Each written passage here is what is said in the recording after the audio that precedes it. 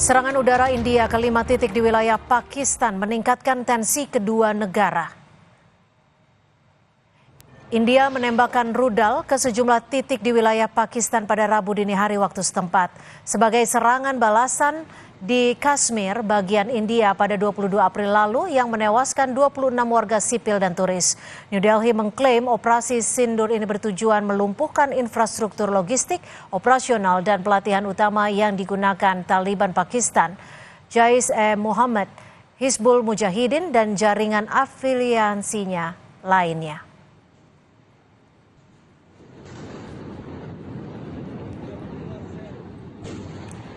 Dan sekian Kompas Petang untuk kali ini. Saya Tifa Solesa. Dan saya Sintia Rompas. Selamat sore, sampai jumpa.